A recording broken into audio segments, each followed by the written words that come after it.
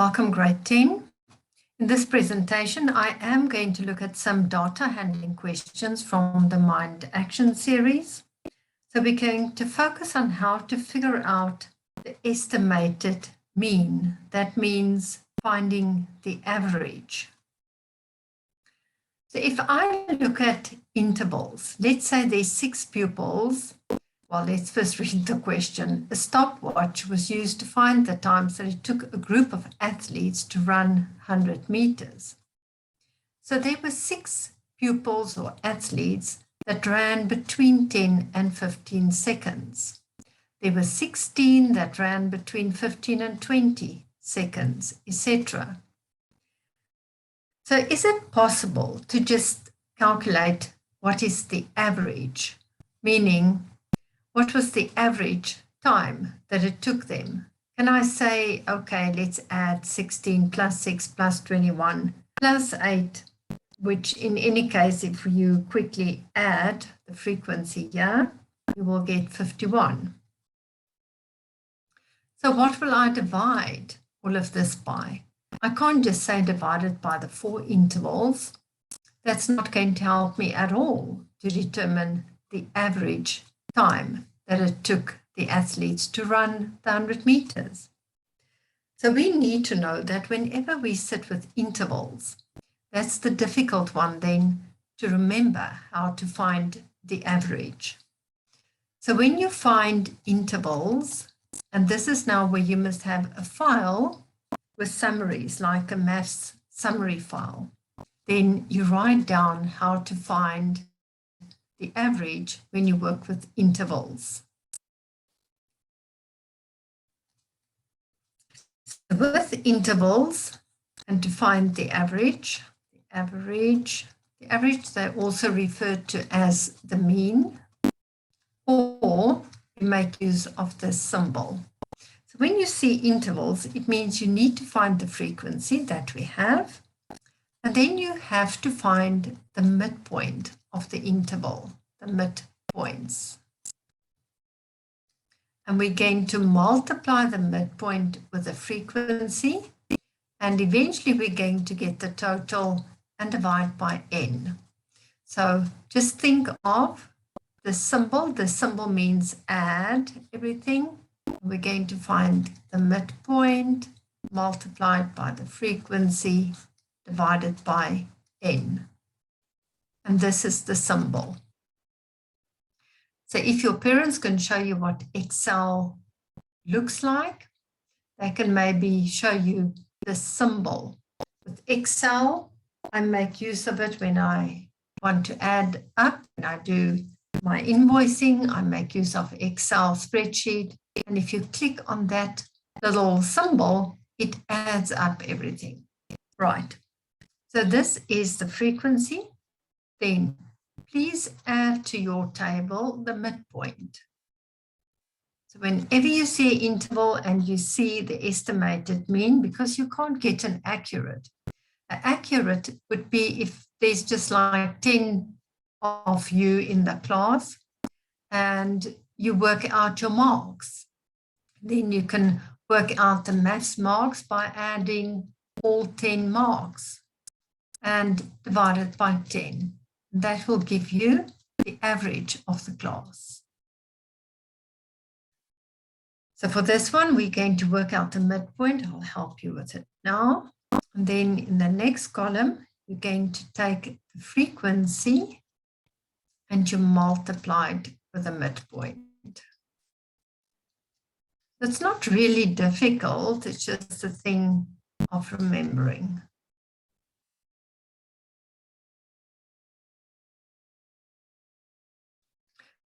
Down here, we get all the totals. So to find the midpoint between 15 and 10, there's 2 ways of doing it. You can either say 15 plus 10 divided by 2, that's 25, divided by 2, which gives you 12,2, or 12 and a half, so it's 12,5. That's the one way. The other way of doing it is by taking the top, the highest value, minus the lowest. Highest here is 15 minus 10. And that gives me 5 divided by 2. And that gives me 2.5. But that then means that you have to add 2.5 to the lowest value. So every time you must add 2.5. So decide which method works for you. The textbook made use of this method where they added 15 plus 20 and then divided it by 2.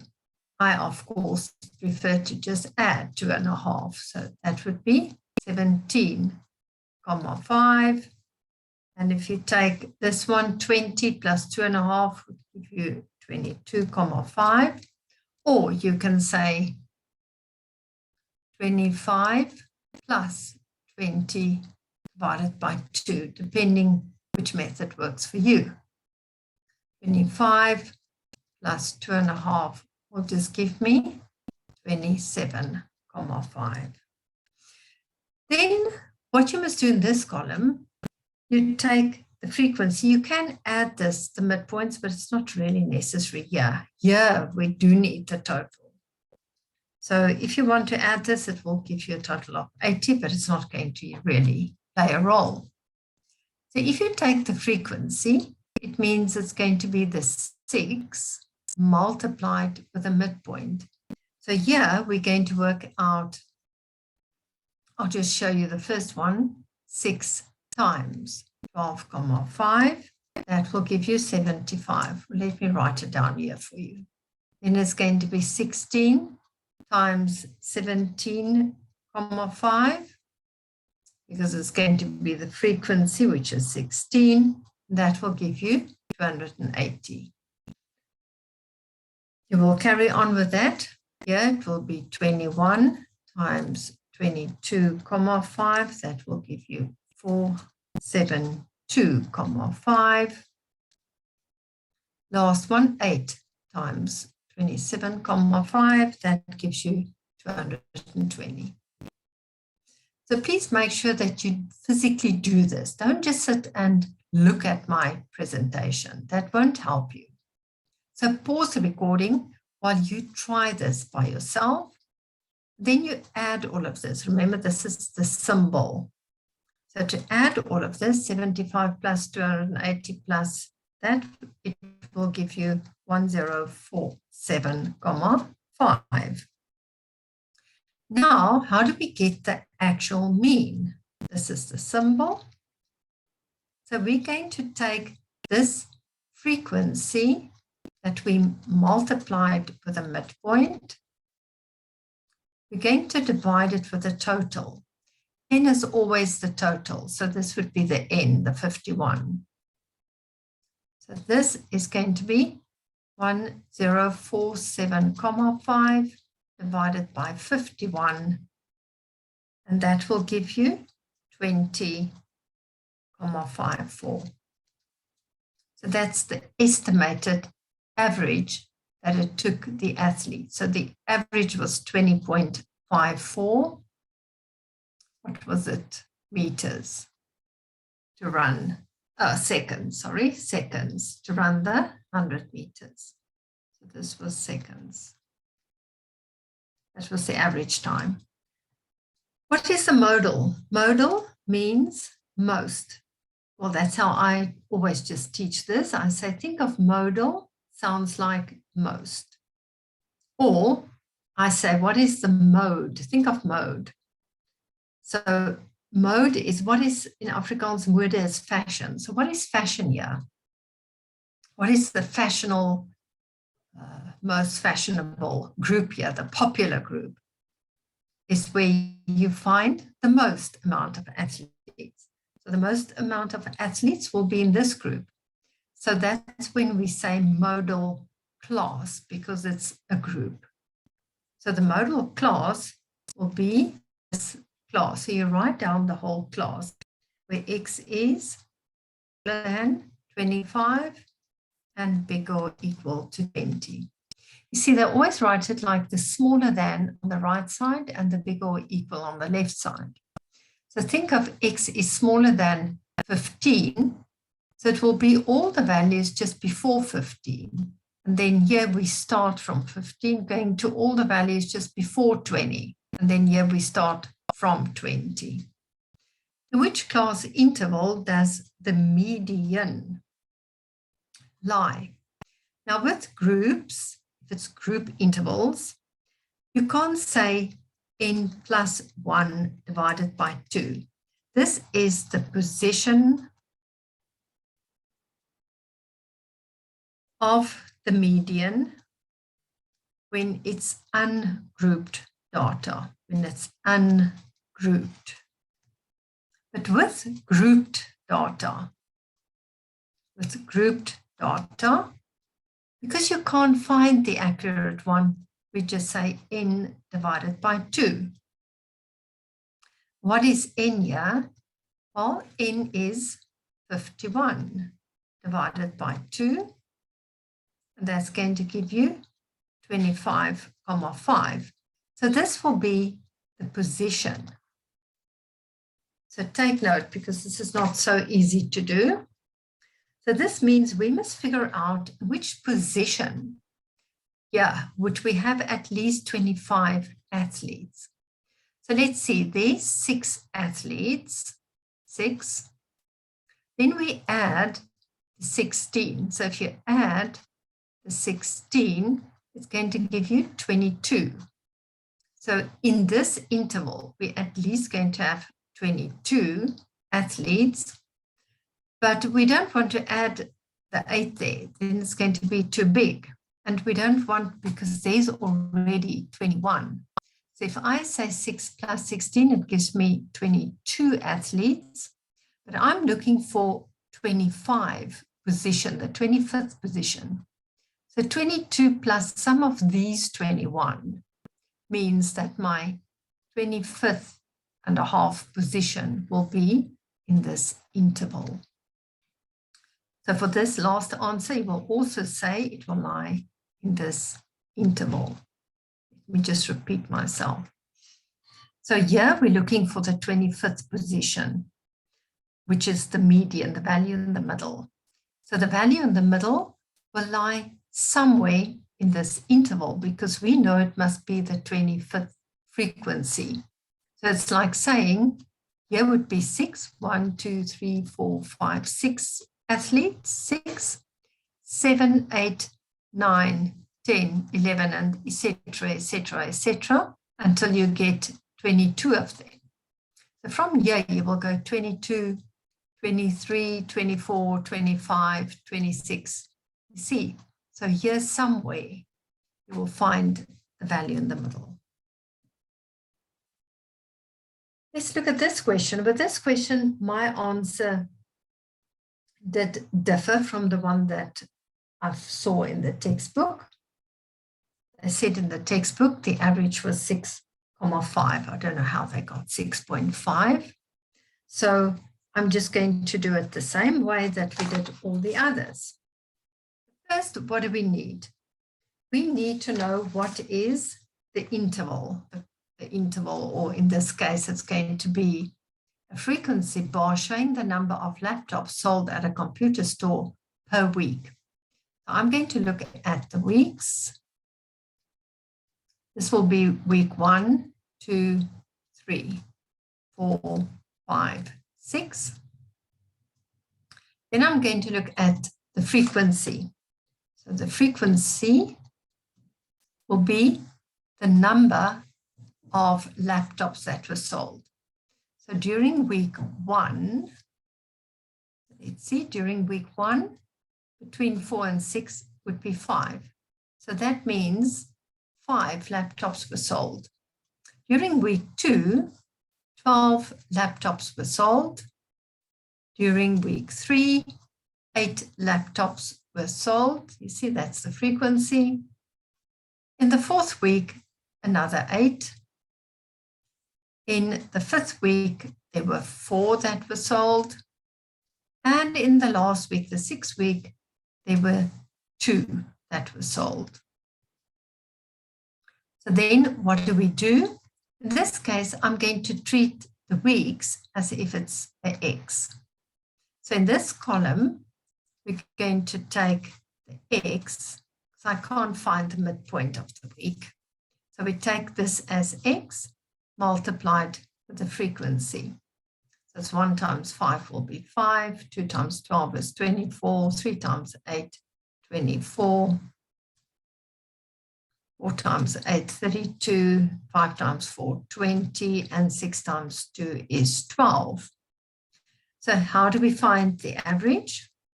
We're going to add the X multiplied by the frequency, and we're going to divide it by the total, right?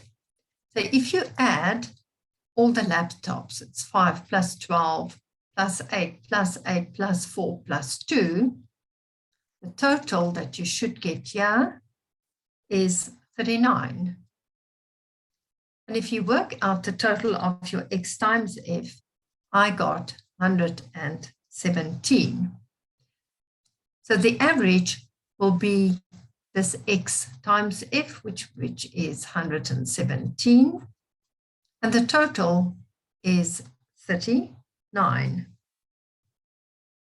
So when I worked it out, I got, just work it out, 117 divided by 39. So I got the average to be 3. So on average, they sold about 3 laptops per week. That was the average that was sold per week.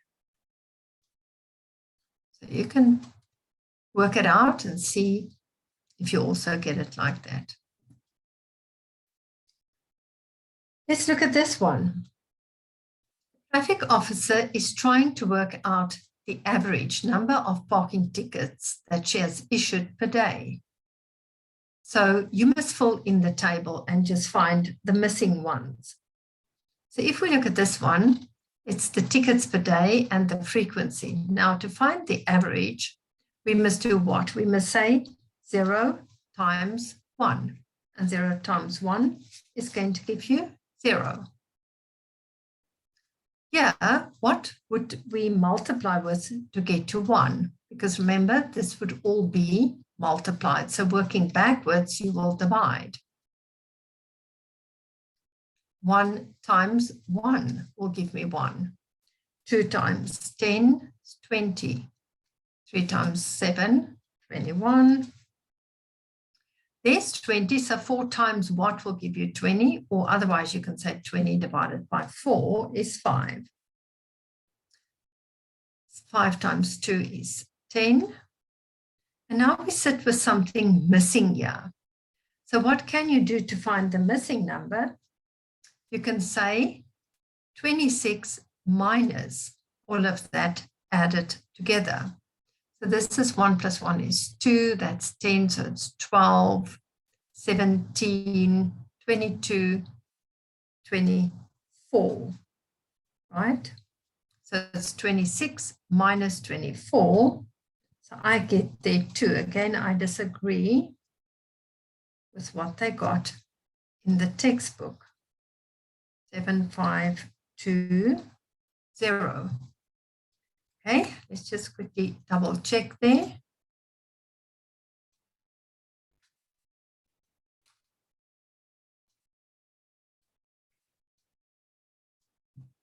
Yeah, this adds up to 26. I first got 24. Oops.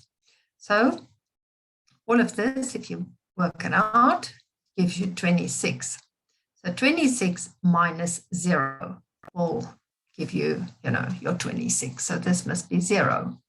And 6 times 0 is 0.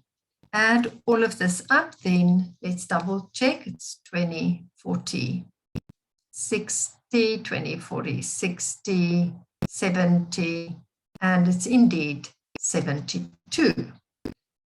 Now we must calculate the average. Right, so now we can actually work out the average. The average would be the number of tickets. So it's the tickets. And we're going to add all the tickets times the frequency, divide by n, and n would be the total.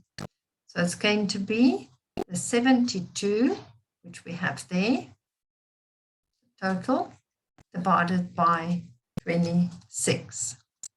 And that's going to give you 2,77. Find the median, the value in the middle. And then we're going to find the mode. Well, the mode would be the interval where you see the most tickets has been sold. So the most tickets would have been sold there where you see a frequency of 10. So then that will be 2 tickets per day. Let's work out the median, the value in the middle, or the interval in the middle. So how would we find the median? Because it's tickets per day and it's frequency, the value in the middle, if we look at 26, is 26, so it's like n divided by 2, and that's going to give me 13. But 13 is going to be the position, right? That would be the position. Let's see, where would we have 13, in which position? There's 1 and another 1 there. So there we sit with 2. 10 plus 2 gives me 12. So this would be the 12th position there. But I'm interested in the 13th position. So it means I have to jump over to this interval. So it means the median is going to be 3 because it will lie in that, with 3 tickets per day. Let's look at this one. In a certain school, there are 60 learners who wrote an examination in maths and science. There's the maths, there's the science. Then they say that we must draw a box and whisker plot. So by now, you know how to draw it. So I'm first just going to give it roughly to you, the numbers, and then we will draw it more. So the minimum is 30 for maths. For Q1, the median would be Q2. So this median is Q2. The lower quartile is Q1. The upper quartile is Q3. The maximum is 85 and Q1 is 40. Q2, the median is 45 and Q3 is 50. I will draw it more accurate now. Let's just quickly do it the same for science. Minimum is 30. Okay, now they decided to make it more tricky. They gave us the range. And what is the range? The range would be the highest minus the lowest. So they're just being mean with us, aren't they? Because we must figure out what is the maximum. We don't know what it is, but we know that the highest, whatever it is, let's make it x, minus the lowest is going to be my range, which is 55. So to get x, you will just plus 30. So it's going to be 85, right? So sometimes they are sneaky. So this means my max is going to be 85. The upper quartile is Q3. You see they don't write it the same as the left side. So you must be awake. The upper quartile is Q3. So that is 70. The value in the middle, Q2, is 55. And then they decided to give us the interquartile range, again, very mean. So how do we find the interquartile range? It's Q3 minus Q1 gives you the interquartile. And in this case, they said it's equal to 30. So Q3 we have at 70 minus what will give you 30? 70 minus 40. So this one is 40. Okay, now we must quickly just try and draw it sort of, accurately. So I'm just going to plot it here.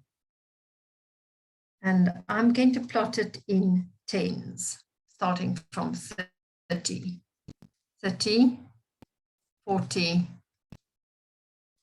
50, 60, 70, 80, 90. And I'm going to do the same with science. We're nearly done. 30, 40, 50, 60, 70, 80, 90. Right, so the 30 would lie there, the 40 is there, 45 is in between, 50 is there, and 85 lies there. Right, so then you draw your box and whisker diagram like that. This one, the 30 is there, 40 is there, 55 is there, 70, and 85. And you just join it up. Then the question says here, the teacher agrees that the number of learners who scored between 30 and 45 in maths is smaller than the number of scores, those who scored between 30 and 55 in science. Does she have a valid argument? No, because we can't get the accurate numbers. If you look at science, in science, we can say that 50% scored between 30 and 55, you see? Because that is Q2. Q2 means half of the data. So half of the data is 50%. Half of the data here is 45. So that is 45. So 50% of the pupils scored between 30 and 45, and 50% here scored between 30 and 55. So that's why she can't say that the number of learners who scored between 30 and 45 is smaller. We can't say that because we just know what is 50% of the data. Right, so that's what you would say. The last question is a slightly tricky one. I think it's a fun one. I'm going to do it with you and then we'll be finished with this presentation. Consider the following set of data values. So they give us an x, they give us 2x minus 1, they give us 2x, they give us 2x plus 2, and they give us a 3x minus 1. This is the first number, the second, the third, the fourth, the fifth. So we only have 5 numbers here. That's all we have. Then they say the interquartile range is 6. That's all we have. What does that mean? It means Q3 minus Q1 gives me an answer of 6. So now I must figure out what is the Q3 position. Now, because it's just 6, it's 5 numbers. It means it's not intervals. It's not intervals, so it's ungrouped. And when it's not intervals, if it's ungrouped, you work out Q1 by saying n plus 1 divided by 4. You work out Q2 by saying n plus 1 divided by 2. And you work out Q3 by saying 3n plus 1 divided by 4. Our n here is 6. Sorry, I mean n is 5 because there's only 5 numbers. So 5 plus 1 divided by 4 gives me 5 plus 1 gives me 6 divided by 4. And that gives me 1.5. So 1.5 is the position of Q1. 1.5. You don't look at 1.5. The fact that you get a decimal answer means it's not the first value, but it's going to be the first one plus the second one divided by 2. So Q1 is going to be the first value. See, it's just abstract, plus the second value divided by 2. That's Q1. I'm not really interested in Q2 because they said the interquartile range. So now I'm actually also interested in the position for Q3. So this is the position of Q1. I'll show you where's Q2. We sit with 5 plus 1 divided by 2. That's 6 divided by 2. So it will be the third position. And this is the third position. So this would be Q2. This Q3 is going to be where n is 5. So it's 5 plus 1 is 6 divided by 4. It's 18 divided by 4, which gives me 4.5. So it's the fourth one plus the next one. So this is where Q3 will be. So Q3 is going to be the fourth position, which is 2x plus 2, plus the fifth position divided by 2. So that will be, well, let's simplify it quickly. 2x plus 3x will be 5x, 2 minus 1 is 1. Let's simplify this one. X plus 2x gives me 3x. And now they told us that Q3 minus Q1 is equal to 6, and we must find the value of x. You see, so it's a fun one. So 5x plus 1 divided by 2 minus 3x minus 1. So now it's testing your fractions as well. So it's equal to 6. So what I'm going to do, I'm going to get the LCD, which is 2. So getting the LCD, this is 6 over 1. So I'm just going to write that as 12 over 2. And with fractions, you can drop the LCD with fractions. So I can just write this as 5x plus 1 minus 3x minus 1 is equal to 12. So that would be, let's just work it out quickly, minus 3x, be careful here, that becomes a plus 1. 5 minus 3 is 2x, 1 plus 1 is 2, 12 minus 2 is 10. So therefore, x is equal to 5, and that's the value of x. Thank you for viewing my recording on data.